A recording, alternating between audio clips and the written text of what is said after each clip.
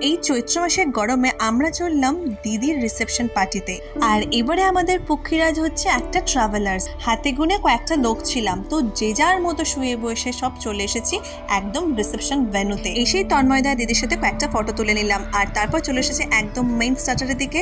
সুমন কিন্তু শুরু করে দিয়েছে স্টার্টার, সেখানে বেবিকর্ন, চিকেন পকোড়া আর পনির পাসিন্দা দিয়ে শুরু করলো, আর আমি শুরু করে দিয়েছিলাম মকটেল দিয়ে। আর তারপর কয়েকটা ফটো তুলে চলে এসেছি ফুচকাতে। ফুচকাটা ছিল কিন্তু অসাধারণ টেস্টি। সবার সাথে অনেক অনেক গল্প করে একদম চলে এলাম ডিনার টেবিলে।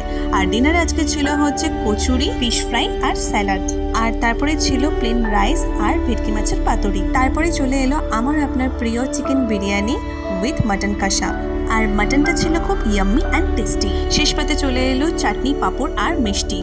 আর তারপরে কিন্তু পান ছিল, কিন্তু আমি পানটা স্কিপ করেছি। আর তারপর চলে এসেছে হচ্ছে আইসক্রিমের দিকে। আইসক্রিমটা কিন্তু খুব ভালো টেস্টি অ্যান্ড ছিল, কিন্তু অনলি ভ্যানিলা ফ্লেভার ছিল। যাই হোক, গরমে যেটাই পাওয়া যায় সেটাই ভালো। এটাই ছিল আমার হালতুর বিয়েবাড়ি গল্প। এবার আসি, আবার দেখা হবে আমার নেক্সট ভিডিওতে। টাটা।